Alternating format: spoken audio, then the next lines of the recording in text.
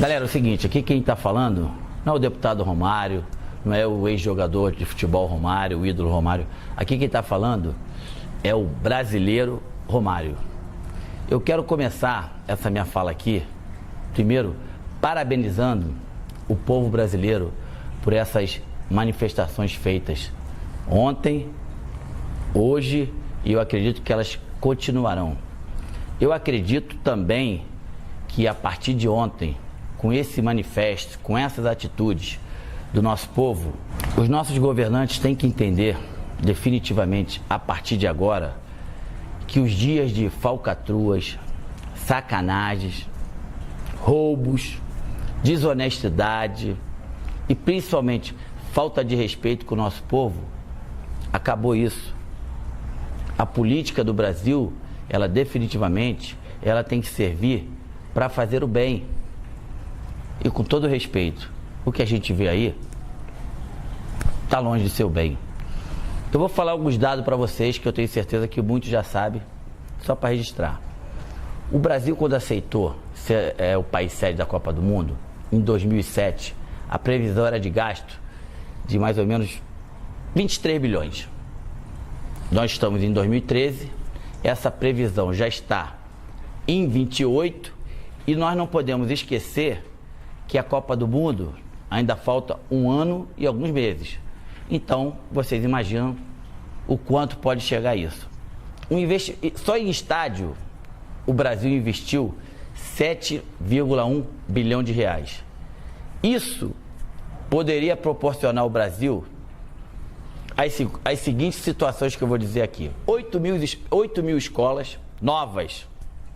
Poderia doar para a população 39 mil ônibus escolares. 28 mil quadras esportivas em todo o país.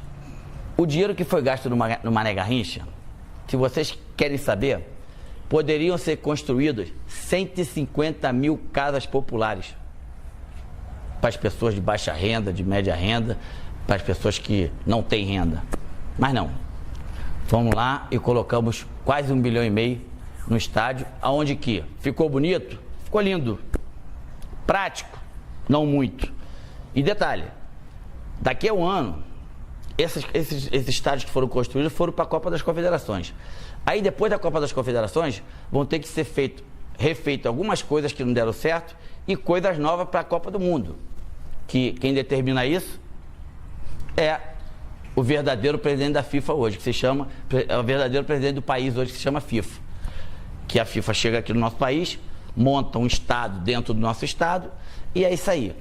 Mais um dado importante, das últimas Copas. África do Sul.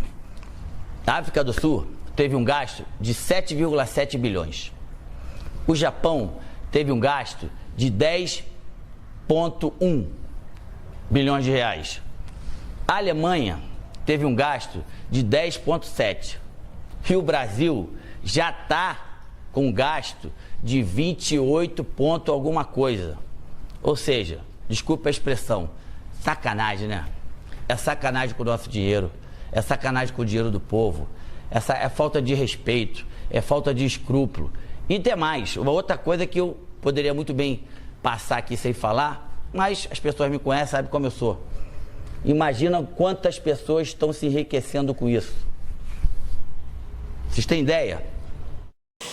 Quando chegou na Casa Lei Geral da Copa, houve um artigo meu e do deputado Afonso Ram que pedíamos que a FIFA deixasse 10% do seu lucro para que esse dinheiro fosse totalmente investido na base do futebol, principalmente daqueles times que não tem muita tradição, e também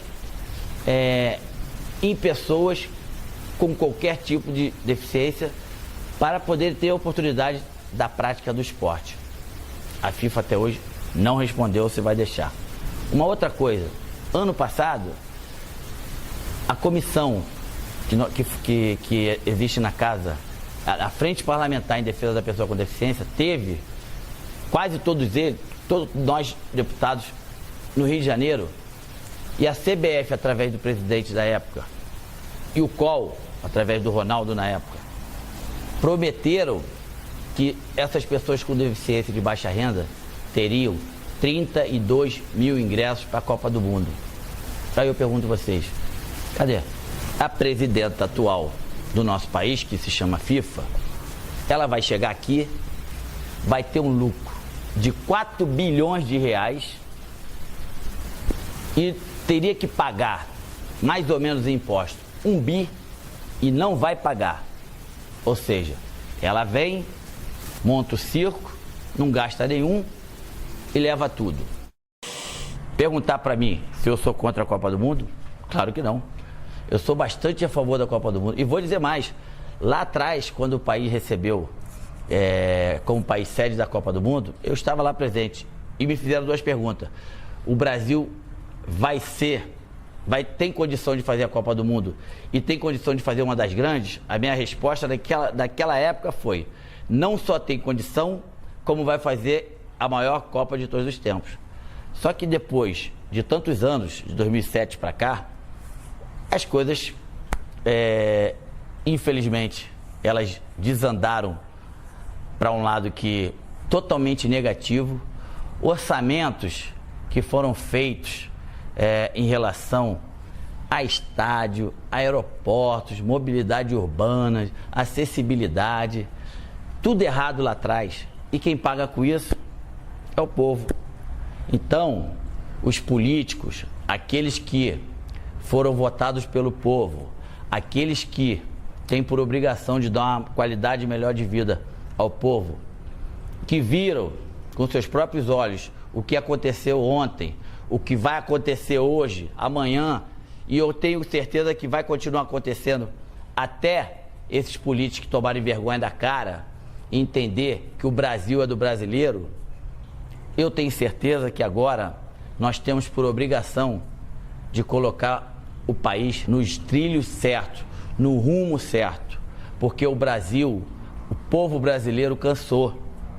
O povo brasileiro entende que o seu filho não pode ficar mais nos corredores dos hospitais públicos esperando materiais de sobrevivências para essas pessoas, para os filhos, irmãos, pais, e depois de 2, 3 horas essas pessoas morrem.